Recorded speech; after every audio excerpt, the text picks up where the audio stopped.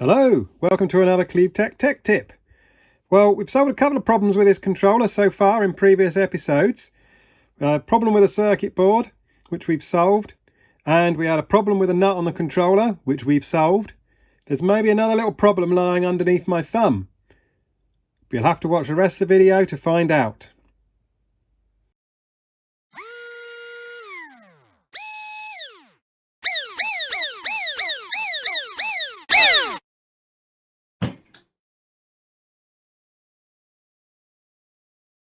I'm also going to add a little drop of oil into that pivot point there, just to make sure that the bearings aren't running dry, because I did clean them up and I did wipe off all the muck and mess. So I'm going to put a little bit in that side as well.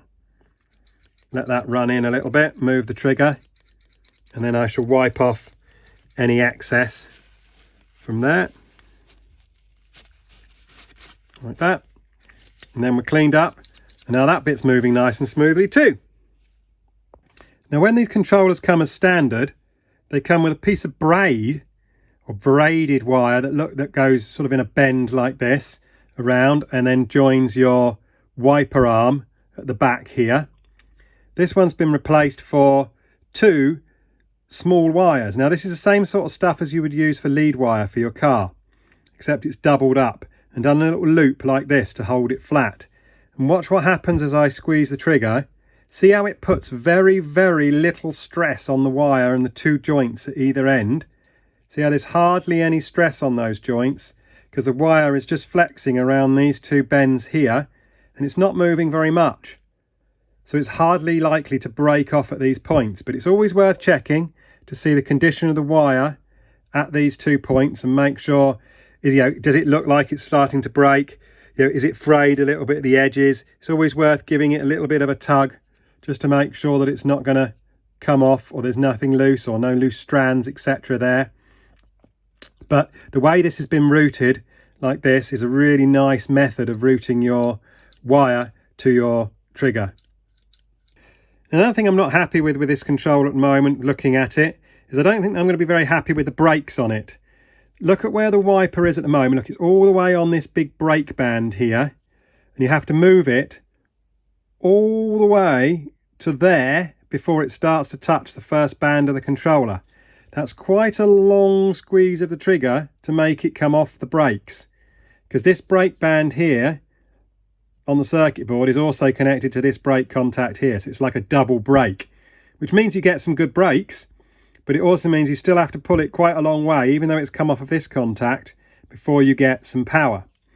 So I need to rearrange this contact to make it sit a little bit nicer in regards to the circuit board, so that you don't have to squeeze the trigger so far to get off the brakes. And you can also see this brake stop here is not sitting against the contact that well. It looks like there's actually a gap between them if you look up closely, but it does contact, and there is a little bit of a telltale sign where you can see it just in there. See that burn mark just on that very inside edge there? That's the only place it's actually making contact. So I need to realign these to make better contact. So I'm just going to start just by polishing that brake contact, making sure there's no high spots or burn marks on that brake contact there. I'm also going to do the same on the back here. I might need a little edge of a screwdriver or a knife just to help me wipe that bit down the back there, just to polish that off.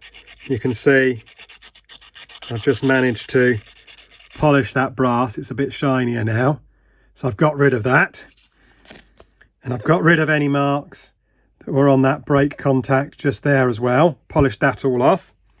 So now I can think about aligning them. So I know it's only touching on that very back edge and that very inside edge of the contact. So I'm just going to start by pushing that contact forward a little bit in my thumb. So this bit here, I'm just going to basically make it sit up vertical from the controller frame, because it was bent back a little bit, and I've already moved that wiper position slightly, you can see, just by bending that one contact there. And my next thing, I've got these pair of really thin flat nose pliers here, and I can get those in between the wiper arm and the brake contact, and I can just bend that back a fraction like that until I get that controller contact to be where I want it. And now look, see, it's not very far away from the first band, so you don't have to move your trigger loads to get off of that first band anymore. Also, I want to make sure that they're now aligned, and you can see that actually that brake contact is just misaligned. If you look at the angle of the contact compared to the angle of the brass contact on the wiper, they're not quite aligned. So I might need to slacken this bolt slightly here and just spin the contact a fraction to get the right angle on the actual contact itself. Well, that nut wasn't very tight, and I managed to move it by hand. You can see it will move slightly by hand, and then I can line it up so that the angle of this brass contact on the wiper arm matches this contact here, and I can get the angles right. Come down a fraction more. See, that's far too much, but then we come back up until it sits nicely against that contact there.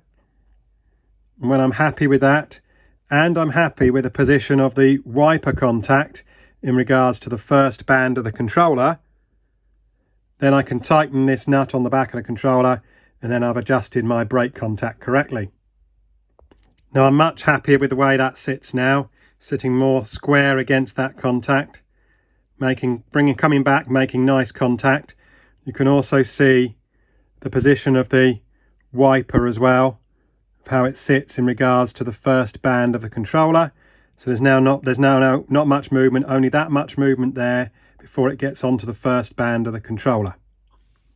Now the adjustment of the full power contact is slightly different. On these Palmer Turbo controllers, you've got this stop here that acts on the back of your trigger when you pull it back. Now you want your full power contact to just make contact just before it hits this stop by your trigger. So notice if I pull it gently, you can see this stop up here moving a fraction before this bottoms out. And there's a slight bit of flex there. So I know this is making good contact with the full power contact. And again, just making sure that it's clear of the last band on the controller and it hits the full power contact on there as well. So the adjustment of this full power contact and the trigger stop, as I say, is about right. So all I need to do to finish the job here is just to polish up the contact. You can see where it's making contact on both parts. So just give that a quick polish up with my little bit of wet and dry paper.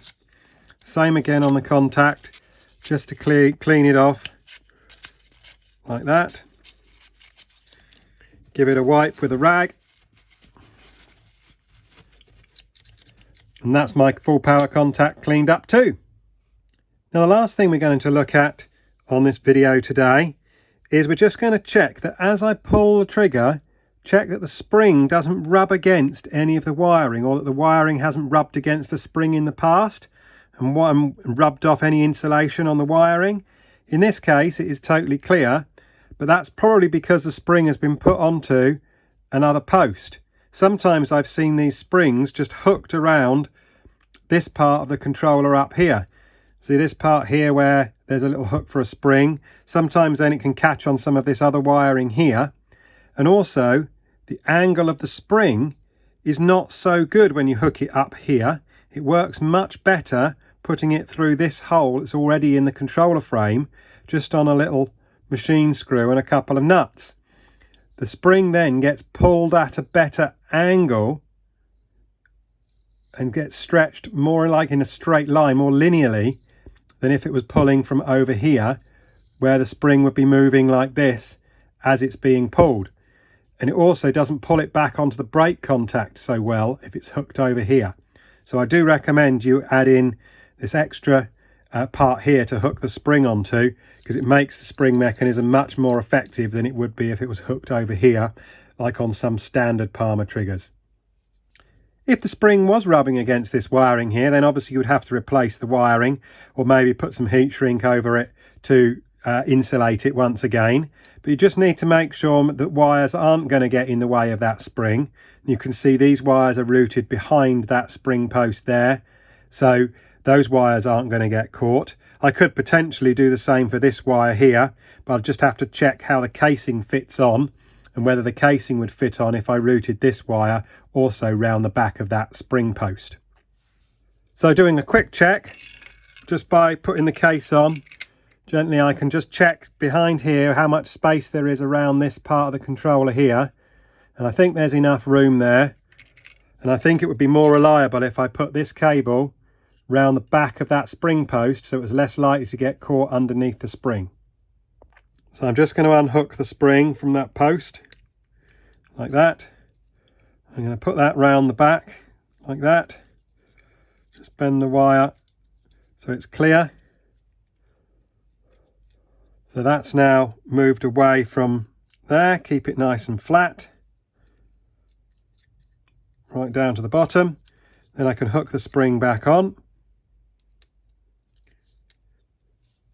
And now you can see there's no way that that red wire is going to get caught on that spring anymore.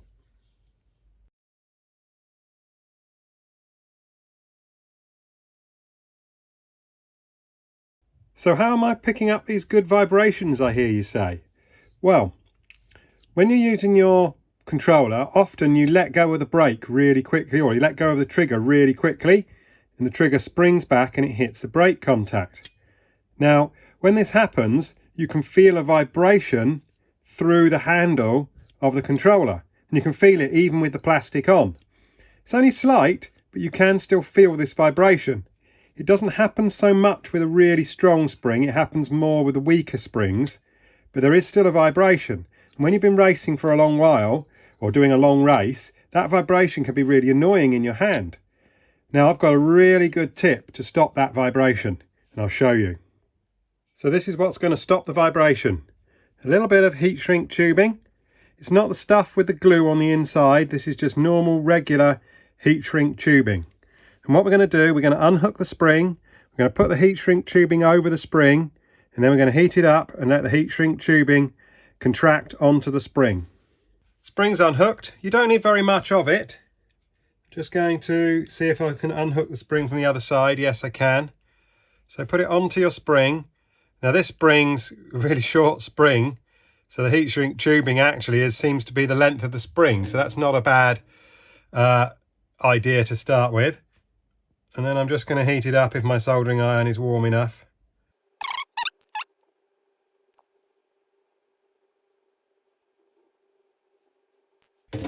That's done, ready to hook back on. So the spring's hooked back on, and all that heat shrink tubing does now is dampen the movement of the spring. So it doesn't, so when the spring pulls the trigger back, the spring doesn't wobble around and you don't get that vibration in your hand anymore. It was an amazing thing when I did it to my controller. It really made a difference and really made the controller feel so much nicer, just to not have that vibration when you let go of the trigger. So I'm really impressed and really happy with that modification. So no more vibrations. Thank you for watching this episode of CleaveTech Tech Tips.